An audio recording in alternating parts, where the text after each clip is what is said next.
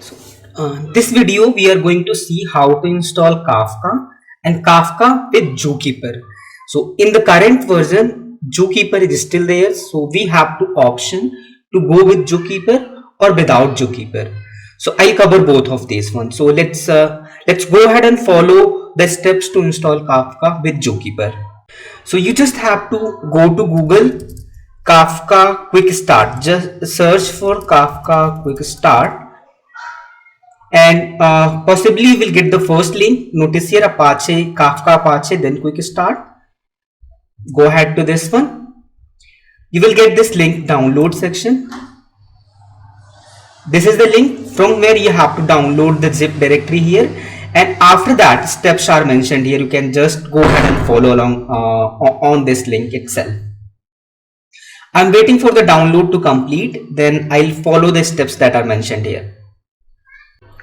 So download is completed.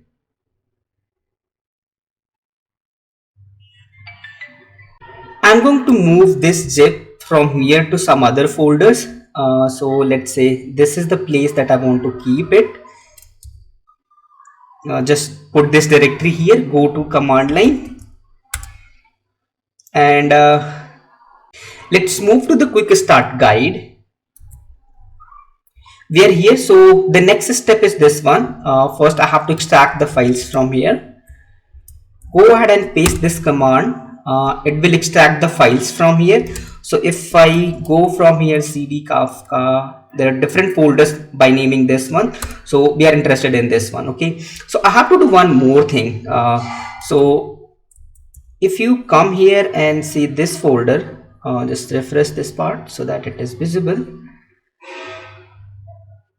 Yeah, these folder structure is coming. So I have to do one thing. So go to IntelliJ IDE, open this project. So where it is in the E directory. Under that one we have this folder.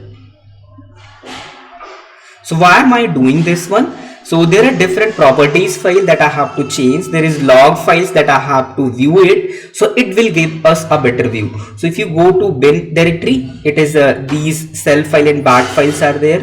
These config files are there. These properties files. So for now we are interested in two files, server.properties and zookeeper.properties. So come here, you see the data directory. This is the place where it keeps all the logs. So I want a slight change here, // and data. I want this folder by name data to be created in this subdirectory itself. The same change I want here, server.properties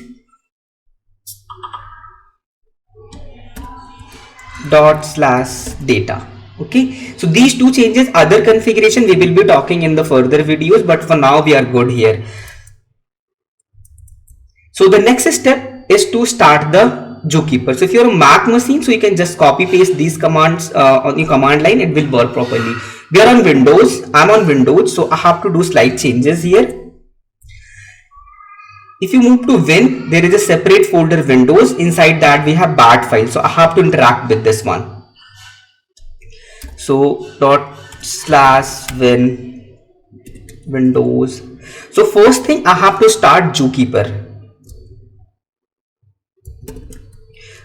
server start, and then I have to pass the config directory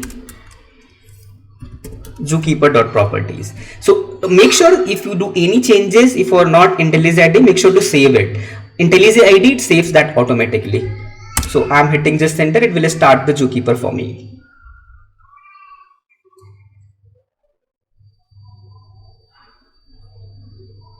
So if you don't get any error, and this is the place that it is, if you get all these logs here, not any error logs, that means Zookeeper is running properly. Next step is I have to start the Kafka itself. So what is the command line for this one? The similar one, when Windows, then Kafka start, server start.bat, then the same configuration file I have to pass, server.properties, right? So this is it. Make sure that you start first Zookeeper then Kafka, because when you start this Kafka server that is broker, it will try to connect with Zookeeper. Okay, it will look for the zookeeper. And if you see this server.properties and come down here, and there is a zookeeper address, zookeeper connect localhost 2181. So zookeeper by default runs on 2181 port. So by default configs are there. I am not changing anything, so it will work for us. So yeah, it is running now, recorded and all that is there. So I'll show couple of more things. So you see, we change this log directory, data is all created here. If I come here, see the zookeeper and Kafka logs are there. If you see the Kafka logs, metadata properties, cleaner, offset checkpoint, log start, offset checkpoint, recovery point, replication offset, these cluster ID, these things are already there, log file is there. So these are the setup files that gets created when you start the Kafka. Okay, the similar is for the zookeeper one, version 2 snapshot is created for this one. Make sure when you have started your Kafka, do not interfere with these log files that are there. If you try to interfere with this one, your Kafka cluster will not work as expected. It will start behaving erratically. So the for the installation part, that is it that we needed with zookeeper. How we can install it, the next we can go ahead and interact by creating the topic, putting the messages and consuming the messages from there. But before that interaction, I want to start it with without zookeeper. So how to do that, let's see that in the next video.